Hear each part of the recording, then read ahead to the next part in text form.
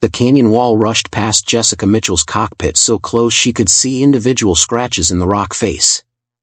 Her A-10 Warthog thundered through the narrow passage, engines echoing off granite walls that rose 300 feet on both sides. The altimeter read 2,000 feet above sea level, but down here in Devil's Canyon, she was flying barely 50 feet above the rocky floor. Warthog 2, pull up to 8,000 feet immediately. Colonel Harrison's voice crackled through her headset, sharp with irritation. You're violating minimum safety altitude. Jessica banked left around a sharp bend, following the canyon's natural curve. Her wingtip missed the rock wall by less than 10 feet. The GPS showed the narrowest part of the canyon coming up, a passage so tight that most pilots wouldn't even attempt it in a helicopter. Copy that, Colonel. Just finishing the terrain familiarization run. She kept her voice steady, professional. No point letting him hear how much she loved this. Mitchell, I said pull up now. The canyon opened into a wider bowl ahead. Jessica could see the exit, a gap between two towering peaks that local pilots called the Needle's Eye. She'd flown through it 100 times in crop dusters before joining the Air Force. In those days, her father had taught her to read every wind current, every rock formation that could hide a downdraft. She pulled back on the stick, feeling the familiar weight of the A-10 as it climbed toward regulation altitude.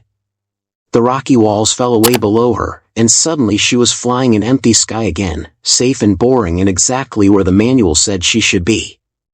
Warthog 2 at 8,000 feet, she reported. Return to base immediately. 20 minutes later, Jessica sat across from Colonel Harrison in his office. Photographs covered his desk, aerial shots of her training run, captured by the chase plane. Each image showed her A-10 threading through impossibly tight spaces. Harrison picked up one photo. Explain this to me, Captain Mitchell.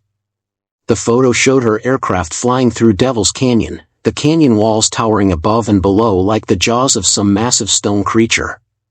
Terrain familiarization, sir. The training exercise called for low-level navigation.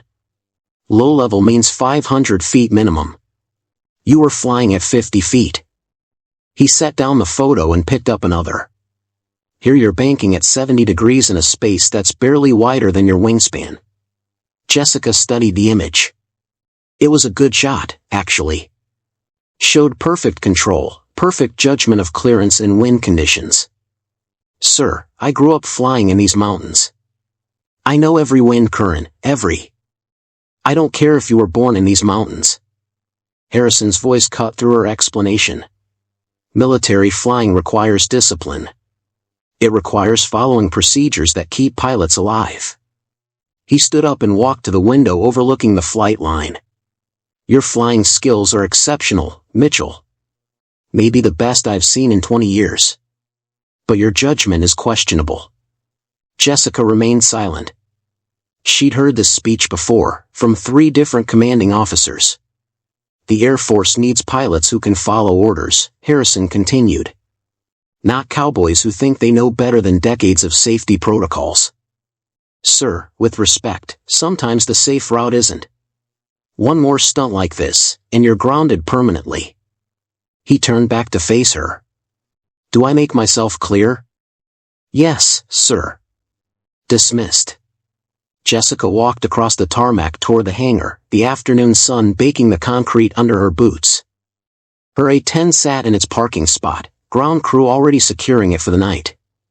The aircraft looked different up close, scarred and weathered, built for punishment rather than grace. But she'd flown it through spaces that would terrify most pilots, and it had responded like an extension of her own body. Rough meeting? Captain Torres fell into step beside her. Maria Torres had been Jessica's wingman for 2 years, long enough to recognize the tight expression she wore after these sessions with command. Same old song. Too aggressive, too risky, doesn't follow procedures. Maybe they have a point. That canyon run was pretty intense, even for you. Jessica stopped walking.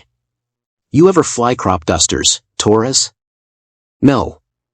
I spent every summer from age 16 flying through these mountains, spraying fields that sat on ledges barely wide enough to land on.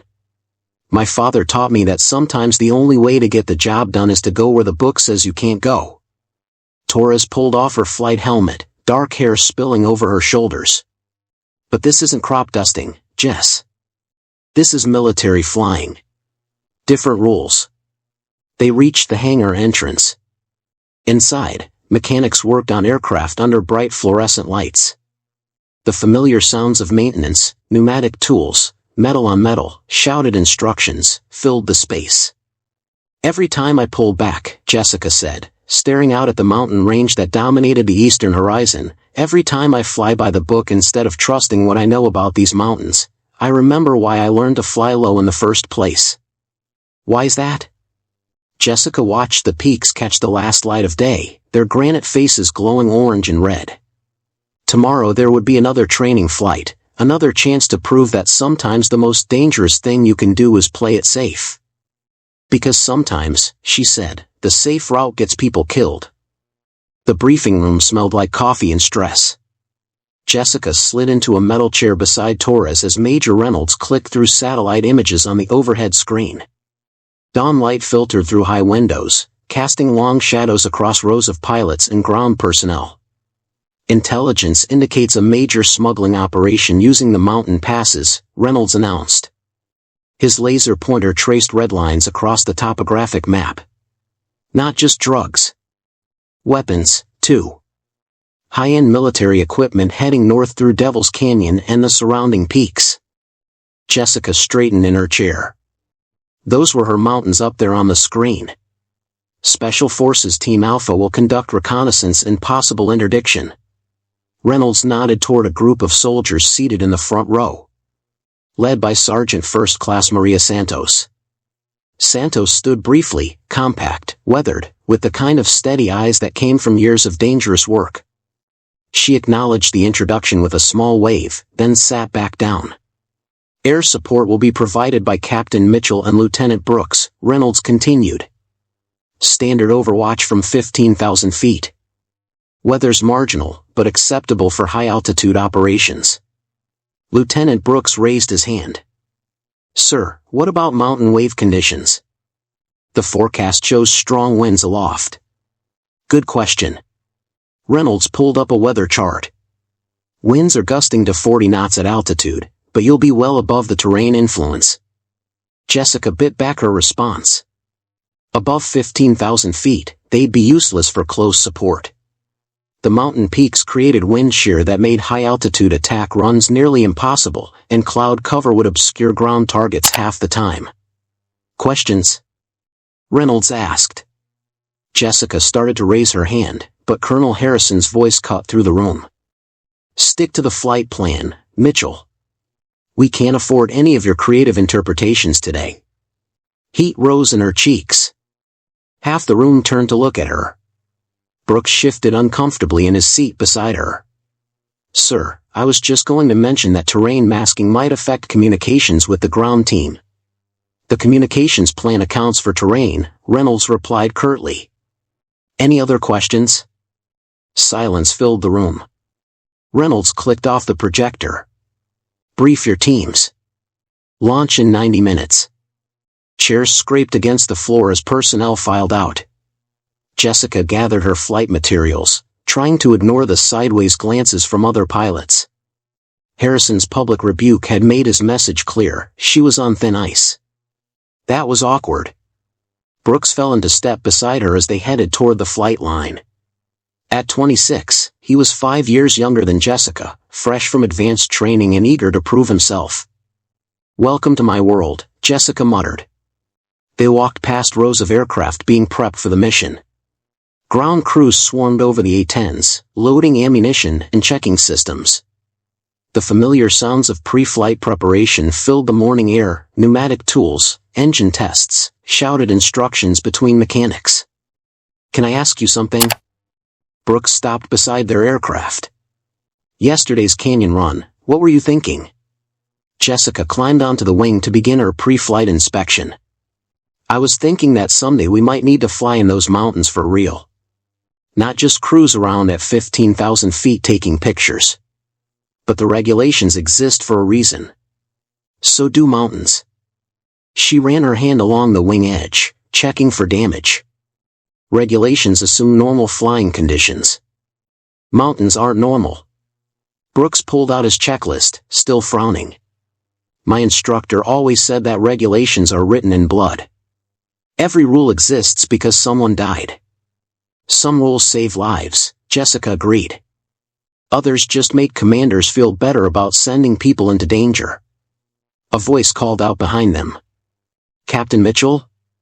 Jessica turned to see Sergeant Santos approaching, her equipment pack slung over one shoulder. Up close, Santos looked older than she had in the briefing room, maybe 40, with silver threading through her dark hair and the kind of scars that came from real combat. Sergeant Santos. What can I do for you? I wanted to ask about mountain flying.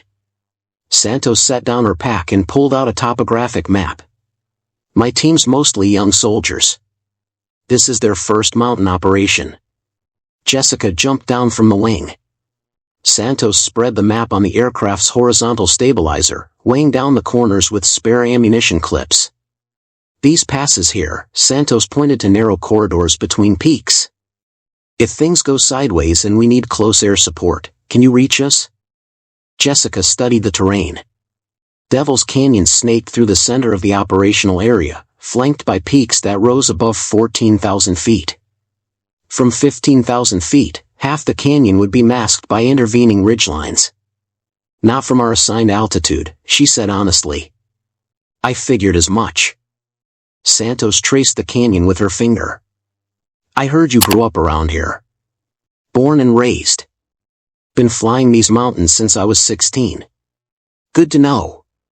Santos folded the map and shouldered her pack. Mind if I ask what you'd do if my team got pinned down in one of those narrow spots? Jessica glanced around to make sure Reynolds wasn't within earshot. I'd do whatever it took to get you out. Santos nodded slowly. That's what I hoped you'd say. She walked away toward the waiting helicopter that would insert her team into the mountains. Jessica watched her go, noting the confident way she moved, the easy interaction with her soldiers. Santos had the bearing of someone who'd brought people home from bad situations before. She seems solid, Brooks observed. Yeah. The kind of NCO who keeps young soldiers alive. Jessica resumed her pre-flight inspection, but her mind was on the conversation. Santos hadn't asked about regulations or proper procedures. She'd asked what Jessica would do if lives were on the line. The morning sun climbed higher, warming the flight line concrete. Ground crews finished their preparations and stepped back from the aircraft. In the distance, the mountain peaks caught the early light, their granite faces stark against the blue sky. Jessica strapped into her cockpit and began the engine start sequence. The twin turbofans spooled up with their familiar whine, instruments coming alive across the panel. Radio chatter filled her headset as other aircraft checked in with air traffic control. Tower, this is Warthog 1, ready for taxi. Warthog 1, taxi to runway 09. Be advised, mountain wave activity reported above 12,000 feet. Jessica keyed her mic copy mountain wave advisory. She released the brakes and began taxiing toward the runway, Brooks following in trail. The control tower stood silhouetted against the mountains, its windows reflecting the morning sunlight. As they approached the runway threshold, Jessica's radio crackled with a final weather update. All aircraft, be advised unstable air mass moving in from the west. Conditions deteriorating rapidly above 10,000 feet. Jessica looked up at the peaks ahead. Clouds were already forming around the summits, innocent-looking puffs that would soon become something more dangerous. In an hour, those mountains would be socked in with weather that made high-altitude flying not just difficult, but impossible. She lined up on the runway centerline and pushed the throttles forward. The A-10s climbed through 8,000 feet, leaving the flat plains behind. Jessica watched the altimeter wind upward as the mountain peaks grew larger ahead. At 15,000 feet, she leveled off and established the patrol pattern Major Reynolds had briefed. Warthog 2 in position, Brooks reported over the radio. Copy that. Beginning figure 8 pattern. Jessica banked into the first turn, scanning the terrain below through breaks in the cloud cover. The mountains looked different from up here. Softer, more manageable. The deadly canyon walls and knife-edge ridges were reduced to lines on a map. She could see why commanders preferred high-altitude operations. Everything looked so clean and simple from 15,000 feet. Her radio crackled with the insertion helicopter's report. Base, this is Dust-Off 1. Alpha team on the ground and moving to initial position. Copy, Dust-Off. Return to base. Jessica switched to the ground team's frequency. Santos's voice came through clearly, professional and calm. Overwatch, this is Alpha 1. We're moving east along the primary route. Alpha 1, this is Warthog 1. Good copy. We have you on GPS. Weather's building to your west. Roger that. We can see the clouds moving in. Jessica looked toward the western peaks. What had been scattered clouds an hour ago now formed a solid wall of gray, rolling eastward like a slow avalanche. The forecast had called for marginal conditions, but this looked like something more serious. Warthog 1, you seeing this weather? Brooks's voice carried tension. Yeah. It's moving faster than predicted. The clouds reached the first line of peaks and began spilling over them like water over a dam. Jessica had seen this before, mountain weather that developed its own momentum, creating conditions that could turn deadly in minutes. Base, this is Warthog 1. Weather's deteriorating rapidly. Recommend we drop to lower altitude for better visibility. Negative, Warthog 1. Maintain current altitude per flight plan. Jessica keyed her mic again. Sir, we're losing visual contact with the ground team. Cloud deck is rising. Warthog 1, maintain 15,000 feet. That's final. She bit back her response and continued the patrol pattern. Below them, the cloud deck thickened and rose. By the time they completed their second orbit, the mountain peaks were disappearing into gray mist. Alpha 1, this is Warthog 1. How's your visibility down there? Getting thick, but we're still moving. Found something interesting, though. What kind of interesting? Santos's voice dropped to a whisper. This operation is bigger than intelligence indicated. We've got eyes on at least 20 personnel, and they're carrying serious hardware. Military-grade weapons, not just small arms. Jessica felt ice form in her stomach. 20 armed smugglers in terrain that favored defense. Team Alpha had 7 soldiers. Alpha 1, recommend you pull back and call for additional support. Negative. We need to confirm what they're moving before they disperse. But this just got a lot more complicated. The cloud deck continued rising. At 12,000 feet, it swallowed the lower peaks entirely. Jessica could no longer see the ground team's position, just an endless gray carpet with occasional mountain tops poking through like islands. Base, this is Warthog 1.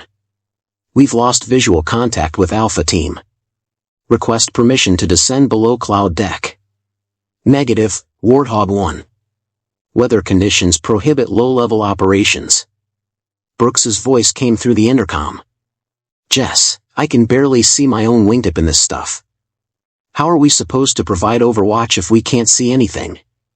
Jessica didn't answer immediately. She was thinking about Santos and her young soldiers, moving through narrow canyon trails while armed smugglers held the high ground above them. From up here in the clouds, she and Brooks were about as useful as lawn ornaments. Alpha 1, this is Warthog 1. What's your current position? Static answered her. She tried again. Alpha 1, please respond. More static. The mountains were notorious for blocking radio signals, especially when weather moved in. Granite peaks created dead zones where communications simply disappeared. They're probably just in a radio shadow, Brooks said, but his voice carried doubt. Jessica checked her GPS. The ground team's last known position put them deep in Devil's Canyon, surrounded by walls that rose 1,000 feet on both sides. If something went wrong down there, no one would hear their calls for help. Base, this is Warthog 1. We've lost radio contact with Alpha Team. Copy that. Continue patrol pattern and attempt contact every 5 minutes. Sir, request permission to descend and re-establish communications. Negative. Weather's too unstable for low-level flight. Jessica stared down at the cloud deck, knowing that somewhere beneath it, 7 soldiers were moving through increasingly dangerous terrain while she flew circles in empty sky. Everything in her training said to follow orders, maintain altitude, stick to the flight plan. Everything in her experience said that following orders was about to get people killed. Warthog 1, this is base. Be advised, weather service is upgrading conditions to severe. Storm front moving through your area. Copy severe weather advisory. As if to emphasize the point, turbulence rocked both aircraft. Jessica felt her A-10 buck and roll as mountain waves created invisible walls of rising and falling air. Brooks struggled to maintain formation, his aircraft bouncing like a cork on rough water. Jesus, this is getting rough, Brooks muttered. The clouds began flashing with internal lightning, not the kind you could see from outside, but the ominous glow that meant serious weather was building inside the storm system. Jessica had flown through mountain storms before, but always at low altitude where she could duck under the worst of it. Up here at 15,000 feet, they were trapped in the weather with nowhere to hide. Alpha 1, this is Warthog 1. Please respond. Static filled her headphones. Pure, empty static that meant either radio failure or something much worse. She tried the emergency frequency. Any station, this is Warthog 1 attempting contact with Alpha Team. Nothing. Brooks's voice cracked through the intercom. How long since their last transmission? Jessica checked her watch. 12 minutes. In mountain terrain, 12 minutes of radio silence could mean anything. Equipment failure, atmospheric interference, or soldiers too busy staying alive to answer the radio. She banked into another turn, maintaining the useless patrol pattern while storm clouds built around them and 7 soldiers moved deeper into a canyon that might become their grave. Alpha Team, please respond. Only static answered. Jessica broke formation and pushed her stick forward. The A-10 dropped through the cloud deck like a stone, gray mist streaming past her canopy. At 10,000 feet, she punched through the bottom of the clouds and suddenly the mountains reappeared below her, stark granite walls and narrow canyons carved deep into the earth. Warthog 1, what are you doing? Brooks's voice cracked through the radio. Looking for Alpha Team. You're violating altitude restrictions. Pull up immediately. Jessica ignored him and continued descending. At 8,000 feet, she could make out individual rock formations. At 6,000, she spotted the trail that Alpha Team had been following, a thin line scratched into the canyon wall that looked barely wide enough for mountain goats. There. She banked left toward Devil's Canyon, following the terrain features she'd memorized as a teenager. The canyon opened before her like a wound in the earth. Vertical walls rose 1,500 feet on both sides, creating a natural fortress that funneled everything into a narrow passage at the bottom. Jessica dropped lower, flying barely 300 feet above the canyon floor.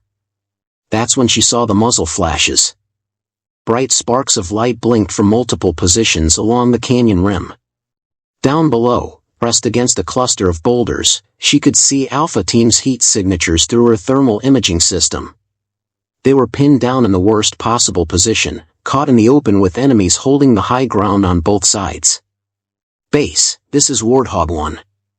I have visual on Alpha Team. They're under heavy fire and pinned down in Devil's Canyon. Warthog 1, return to altitude immediately. You're in violation of flight safety parameters. Sir, Alpha Team is taking casualties. They need immediate close air support. Negative. Weather conditions prohibit low-level attack operations. Jessica banked around the canyon's bend, keeping her aircraft below the rim to avoid enemy fire. Through breaks in the radio static, she could hear Santos's voice on the emergency frequency. Taking heavy fire, 2 men down, need immediate, can't hold this position. The transmission dissolved into static, but Jessica had heard enough. 2 men down meant casualties, possibly dead. Santos's team was getting chewed up while she flew circles 15,000 feet above them. Base, this is Warthog 1. Alpha Team has casualties and is requesting immediate support. Colonel Harrison's voice cut through the radio chatter, sharp and final. Warthog 1, you are ordered to return to 15,000 feet and resume patrol pattern. Weather conditions make low-level operations too dangerous. Jessica pulled up slightly to clear a rock outcropping, her wingtip missing the canyon wall by less than 20 feet. Below her, more muzzle flashes erupted from positions that commanded the entire canyon floor. The smugglers had turned Devil's Canyon into a killing ground, and Alpha Team was trapped in the middle of it. Sir, I can see at least 15 enemy positions. They have military-grade weapons and superior positioning. Alpha Team can't extract without air support. Return to altitude, Captain. That's a direct order. Jessica leveled off at 4,000 feet and completed another orbit of the canyon. The tactical situation was clear and ugly. The smugglers held positions along both canyon rims, creating overlapping fields of fire that covered every possible escape route. Alpha Team had taken cover behind a cluster of boulders that provided some protection, but they were surrounded and outgunned. Through her thermal imaging, she could see two motionless figures lying in the open where they'd fallen. Santos and the remaining 5 soldiers were pressed against inadequate cover, returning fire when they could, but clearly running low on ammunition. Brooks's voice crackled through her headset. Jess, Base is right about the weather. Look at those wind conditions. Jessica checked her instruments. The storm had created severe turbulence throughout the mountain range. Crosswinds were gusting to 50 knots, with severe downdrafts and updrafts that could slam an aircraft into the canyon walls without warning. Mountain flying in these conditions was borderline suicidal. But Alpha Team didn't have the luxury of waiting for better weather. Base, this is Warthog 1. Request permission to engage targets in support of Alpha Team. Permission denied. RTB immediately. Jessica keyed her radio one more time. Sir, Alpha Team will be overrun within minutes. They need help now. Harrison's response was ice cold. Captain Mitchell, you are in direct violation of a lawful order. Return to base or face court-martial. Jessica looked down at the canyon floor where Santos and her soldiers were fighting for their lives. 2 young soldiers were already down, maybe dead. The rest would follow unless someone acted. The manual said to follow orders. The regulations said high-altitude operations only. Every safety protocol in the book said that flying attack runs in a narrow canyon during severe weather was suicide. But Santos hadn't asked about the manual when she'd approached Jessica before the mission. She'd asked what Jessica would do if her team got pinned down. Brooks, return to base. What? Return to base. Log that I experienced radio malfunction and lost contact with formation. Jess, you can't do this. They'll ground you permanently. Maybe even court-martial you. Jessica banked into a steep turn, lining up for an attack run through the canyon. The walls rose around her like the sides of a tomb, wind shear buffeting her aircraft as competing air masses collided in the narrow space. Brooks, those are good soldiers down there. Santos has kids at home. So do the others. But the orders. Some things matter more than orders. Jess, please. Think about what you're doing. Jessica armed her 30mm cannon and selected her first target, a cluster of muzzle flashes along the North Canyon rim. The range was close, maybe too close. One mistake, one gust of wind at the wrong moment, and she'd fly straight into the canyon wall. Brooks, go home. Tell them I went silent on radio check. I can't let you do this alone. Yes, you can. You have a wife and a baby on the way. Don't throw your career away for my conscience. Silence filled the radio for several seconds. Finally, Brooks responded, his voice tight with emotion. Good luck, Jess. Thanks, kid. Take care of yourself. Jessica switched to the emergency frequency and keyed her mic Alpha 1, this is Warthog 1. Help is on the way. Keep your heads down. Santos's voice came back faint but clear. Copy that, Warthog 1. We're running low on everything down here. Jessica pushed her throttles forward and dove toward the canyon floor, the granite walls rushing past her canopy in a blur of gray stone and shadow. Wind shear grabbed her aircraft and tried to slam it sideways into the rocks, but she corrected with stick and rudder, using every technique her father had taught her about flying in mountain weather. Above her, Brooks's A-10 climbed toward the cloud deck, heading home to follow orders and preserve his career. Below her, 7 soldiers waited for a miracle that might kill them all. Jessica rolled her A-10 inverted and pulled the nose down toward the canyon floor. The altimeter unwound rapidly, 3,000 feet, 2,500, 2,000. The canyon walls blurred past her canopy, close enough to count individual cracks in the granite. At 1,500 feet above ground level, she rolled upright and lined up her first target.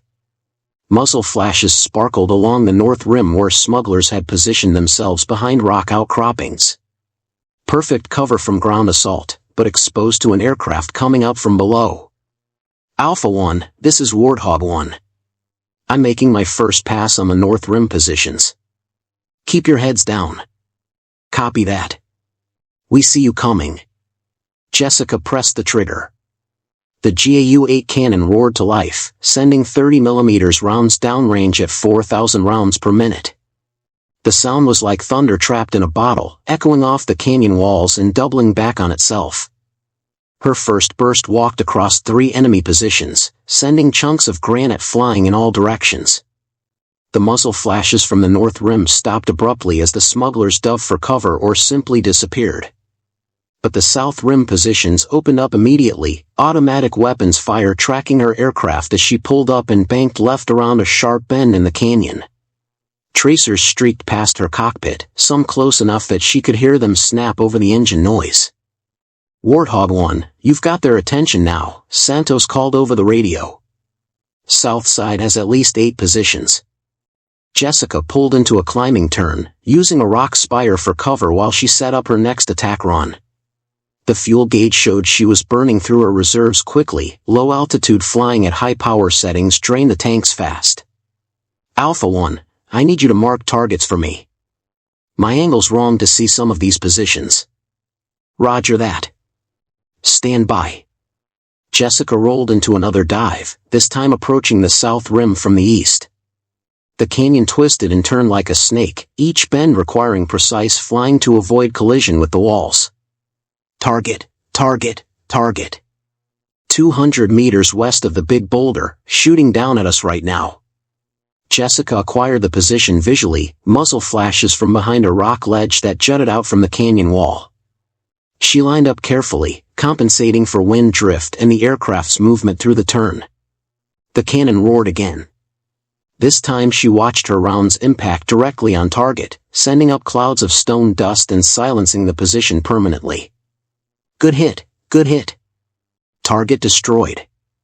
But as she pulled out of the dive, cross-canyon fire erupted from multiple positions on the north rim. The smugglers were repositioning, moving to new firing positions as fast as she could eliminate the old ones. Alpha 1, I'm seeing movement all along both rims. They're trying to flank your position from the east. We see them. But we're down to our last magazines down here. Jessica checked her ammunition counter. She'd expended nearly half her cannon rounds, and there were still at least 10 active enemy positions. The math was getting ugly. Santos, there's a game trail about 50 meters north of your position. It leads to a natural bridge across the canyon. I can provide cover while you move. I don't see any trail. It's hidden behind the tall rock that looks like a chimney. Your grandfather probably used it to move sheep between grazing areas. How do you know about my grandfather? Lucky guess. The trail's there. Trust me. Jessica set up for another attack run, this time focusing on the eastern positions that threatened the escape route. She dove toward the canyon floor, flying barely 100 feet above the rocky stream bed. The smugglers had learned to track her movements. As she approached, concentrated fire erupted from both sides of the canyon. Her aircraft shuddered as rounds punched through the wings and fuselage. Warning lights flickered on the instrument panel. But the A-10 was built to absorb punishment. She pressed her attack, walking cannon fire across the eastern positions while pulling maximum G-forces through the turn at the canyon's end. Trails clear. Move now. Alpha team, we're moving. Covering fire, covering fire. Jessica pulled into a climbing turn and watched through her targeting pod as Santos led her soldiers across the narrow trail. The sergeant moved with practiced efficiency, getting her wounded men to safety while maintaining security. But the smugglers weren't finished. New muzzle flashes erupted from positions Jessica hadn't seen before, concealed spots high on the canyon walls that commanded the natural bridge. Alpha 1, you've got shooters above the crossing. I'm coming around. This attack would be the most dangerous yet. To engage the high positions, she'd have to fly directly up the canyon's center line, exposed to fire from both sides while threading between rock spires that jutted up from the canyon floor. Jessica rolled into the attack, pushing her airspeed to the edge of safety. The canyon walls rushed past in a blur of granite and shadow. Wind shear tried to slam her into the rocks, but she fought the controls, keeping the aircraft centered in the narrow passage. At the last second, she pulled up into a steep climb, cannon blazing at the positions above the natural bridge. Her rounds chewed chunks out of the canyon rim, forcing the shooters to abandon their positions. Bridge is clear. All personnel across safely. Jessica leveled off at 3,000 feet, finally able to breathe normally. Below her, she could see Alpha Team moving along the trail toward their extraction point. The engagement was over. Alpha 1, this is Warthog 1. What's your status? 2 wounded, but stable. The rest of us are operational. That was some flying, Warthog. Just doing my job. No, that was something special. We owe you our lives. Jessica checked her fuel gauge. The needle hovered dangerously close to empty. She'd burned through her reserves during the low-level flying, and the nearest tanker was 100 miles away. Alpha 1, I need to head home. Extraction helicopter should be with you in 20 minutes. Copy that. And Warthog 1? Thank you. Jessica climbed toward the cloud deck, leaving Devil's Canyon behind. The storm was beginning to clear, patches of blue sky showing through breaks in the gray overcast. In the distance, she could see the airfield, its runway lights visible even in daylight. But she could also see something else, 2 F-16s flying toward her position, their sleek forms unmistakable against the mountain backdrop. Her radio crackled with a familiar voice. Warthog 1, this is Colonel Harrison. You are directed to land immediately and surrender your aircraft to security personnel. Jessica keyed her mic one last time before landing. Copy that, sir. Warthog 1 inbound. The fuel gauge now showed fumes.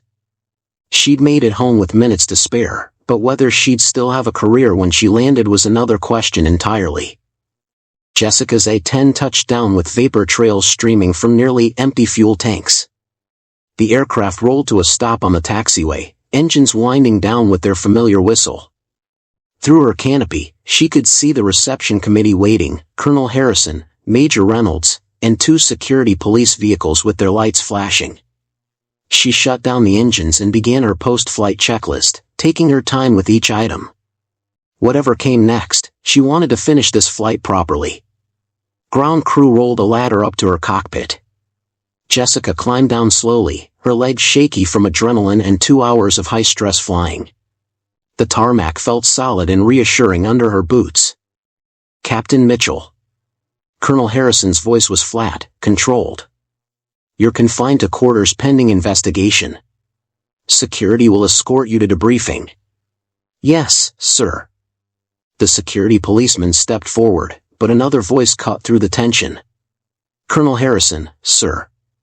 Everyone turned.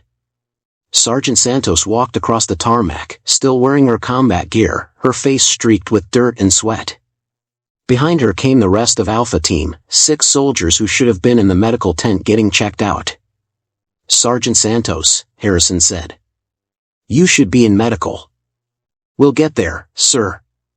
But first we need to talk about Captain Mitchell. Santos stopped directly in front of Harrison, her posture respectful but firm. The other soldiers formed a loose line behind her, young faces, some bandaged, all looking directly at the colonel. "Sir, Captain Mitchell didn't just save 7 soldiers today. She showed us what it means to trust your training and do what's right when the manual doesn't have an answer." Harrison's expression didn't change. "Sergeant, the captain violated direct orders and endangered her aircraft. She saved our lives, sir. That doesn't excuse." "Colonel." Santos's voice carried the authority that came from 15 years of bringing soldiers home alive. "Those mountains would have been our graves without her. We were pinned down, outgunned, and taking casualties. No one else could have reached us." Specialist Garcia, barely 21 with a bandage around his arm, stepped forward. "Sir, I watched her fly through that canyon. I've never seen anything like it. She put her aircraft places that shouldn't be possible." "The weather conditions alone," Reynolds started, "made high-altitude support impossible," Santos interrupted. "Captain Mitchell understood that. She knew the only way to help us was to come down to our level, in terrain that would kill most pilots." Harrison looked at the assembled soldiers, then back at Jessica. "Captain, you directly violated my orders." "Yes, sir, I did." "You endangered a multi-million-dollar aircraft." "Yes, sir." "You risked your own life and potentially caused an international incident." Jessica met his eyes steadily. "Sir, I did what I had to do to bring those soldiers home." Silence stretched across the tarmac. Then Harrison turned to Santos. "Sergeant, give me your assessment of the tactical situation." "Sir, we walked into an ambush. At least 20 armed hostiles with military-grade weapons and superior positioning. They had overlapping fields of fire covering every escape route. Without close air support, we would have been overrun within minutes." "And Captain Mitchell's response?" Santos looked directly at Jessica. "Sir, she flew multiple attack runs through a narrow canyon in severe weather conditions. She neutralized enemy positions that conventional high-altitude attacks couldn't reach. She guided us to an escape route that only someone with intimate knowledge of that terrain could have known." Major Reynolds cleared his throat.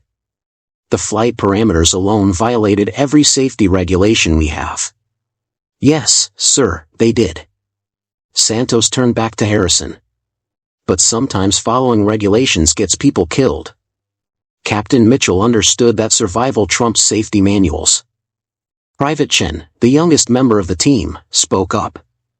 "Sir, she talked us through that escape route like she'd walked it herself. Knew about trails that weren't on any map." "Because I had walked them," Jessica said quietly. "I grew up in those mountains. Spent every summer flying through canyons that most people consider impassable." Harrison studied her face. "And you think that gives you the right to ignore orders?" "No, sir. But it gave me the ability to save lives when following orders would have gotten people killed." Another voice joined the conversation. "She's right about that." Everyone turned to see Lieutenant Brooks walking across the tarmac. He'd changed out of his flight suit and looked official in his service dress uniform. "Brooks," Harrison said. "I thought you returned to base as ordered." "I did, sir. But I also monitored the radio traffic during Captain Mitchell's engagement." He pulled out a small recording device. "Sir, permission to speak freely?" "Go ahead." "I've been flying with Jessica for 2 years. I've seen her do things with an aircraft that shouldn't be possible. What she did today wasn't recklessness, it was master-level flying that saved 7 lives." Brooks looked around the assembled group. "Sir, we train for years to provide close air support. But all our training assumes conventional scenarios. What Captain Mitchell did today was adapt unconventional methods to an impossible situation." Harrison remained silent for several seconds, processing the testimony from multiple witnesses. Finally, he spoke. "Captain Mitchell, your actions today violated numerous regulations and put both personnel and equipment at risk." Jessica straightened. "Yes, sir."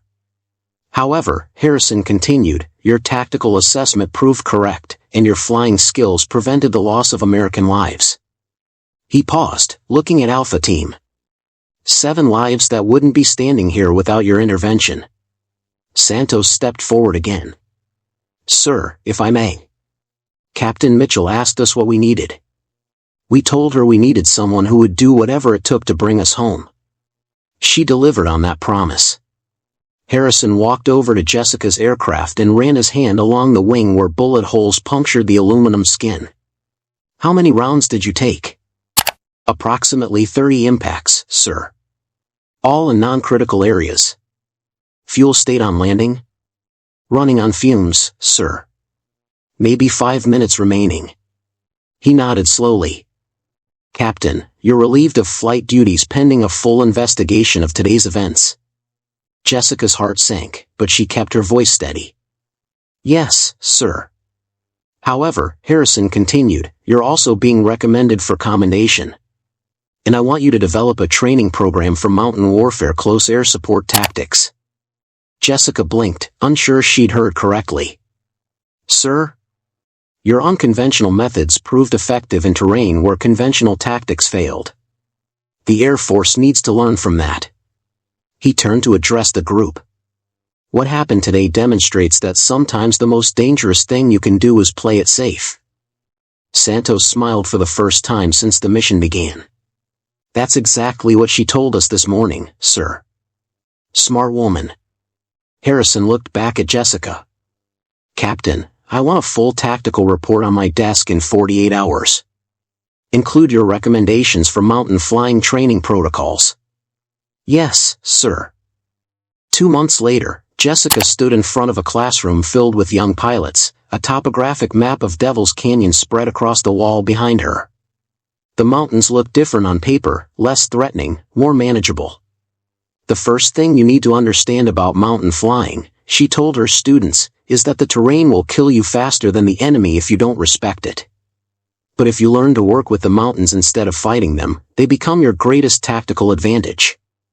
She pointed to the narrow passage where Alpha Team had been trapped. Sometimes the book doesn't have an answer for the situation you're facing. When that happens, you fall back on training, experience, and judgment. Not recklessness, judgment. A young lieutenant raised her hand. Ma'am, how do you know when to break the rules? Jessica looked out the classroom window at the mountain peaks that dominated the horizon. Somewhere out there, Santos was training another group of soldiers, preparing them for missions that would test everything they'd learned. You don't break rules, Lieutenant. You expand them. Every regulation exists for a good reason, but no regulation covers every possible situation. Your job is to understand the why behind the rules, so you can apply that understanding when you face something the book never considered. She turned back to the class. The mountains taught me that sometimes the most dangerous thing you can do is play it safe. But they also taught me that there's a difference between courage and stupidity. The difference is preparation, knowledge, and respect for what you're facing. The bell rang, ending the class. As the students filed out, Jessica gathered her materials and looked once more at the map of Devil's Canyon. In 2 hours, she'd be back in her A-10, leading a training flight through those same mountains, teaching other pilots the skills that had saved 7 lives.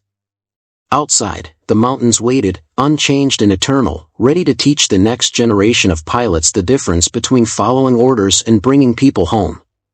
If Jessica's courage and skill inspired you, hit that like button and subscribe for more incredible military stories. What would you have done in her situation, follow orders or trust your instincts? Share your thoughts in the comments below. Your engagement helps us bring you more amazing true-to-life military tales.